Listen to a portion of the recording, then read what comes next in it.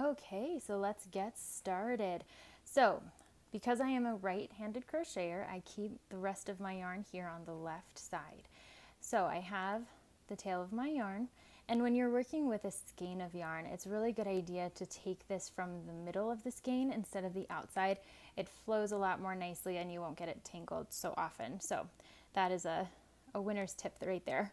Okay, so getting started, you have it in your hand here. We're going to make a slip knot. So I'm going to wrap it around my finger like this. Then I'm going to tuck it in from the back and pull it tight. Okay, so you have a little loop there to get started. So it's called a slip knot because when you pull on both sides, boop, it comes right out. Okay, so let's try that again. So you're going to wrap it around your finger all the way around. So you've got a little X shape here. You're going to tuck it in from the back. Whoa. And then you're going to pull it through. Boop. Good job. Let's do that one more time. And just like anything, this is the part that you'll do the least often, so you'll want to practice it a lot so you get good at it. Okay, so you wrap it around to make an X shape, pull it from the back through like this. Okay, so you've got your tail over here, and you're going to stick your crochet hook through that loop and then pull it tight around your crochet hook. Okay, so now when you're holding this hook, you can hold it in a couple of different ways. I personally like to hold it like this, but I know that there are people who also like to hold it kind of like a pen. So play around with it, see what is more comfortable for you.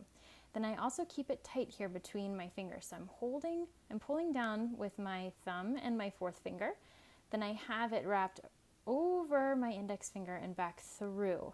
So that's going to help keep the tension really, really consistent. Okay, so again, this is something that you'll need to play with on your own. Find where you're comfortable, but that's where I tend to be. Okay, so to do a chain, and this is a CH when you see it in written terminology, so a chain. Okay, so you're going to wrap it from back to front around your hook, and then make sure that it grabs that hook and pull it right through your loop. Okay, so when you see this, it's going to look a little bit like a braid. Okay, so we're going to try it again. Wrap it over from the back. Make sure it catches under that hook and pull it through the loop. Good job.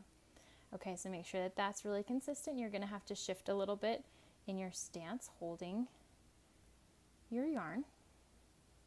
Right, so you're going to scoot up like this and make sure that you wrap it around and pull it through. Wrap it around and pull it through. Wrap it around, pull it through, wrap it around, pull it through. Keep going.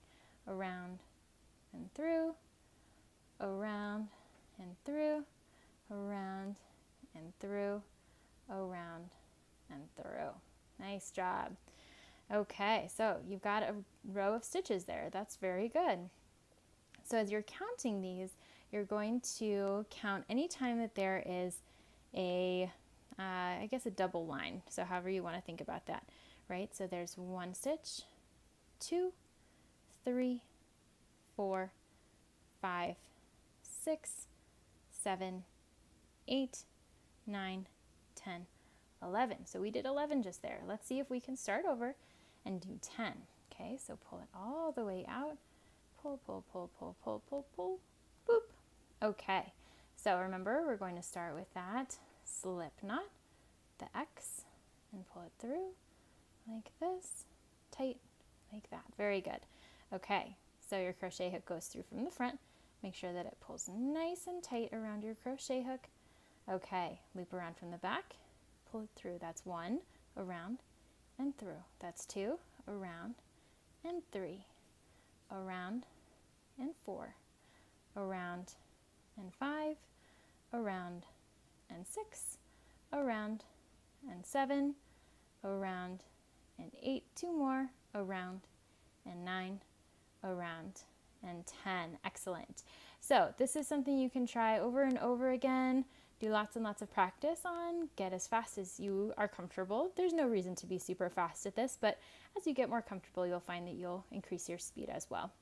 Okay, so that is the chain stitch, CH, the chain, and that's what you'll use to start almost every single pattern in crochet.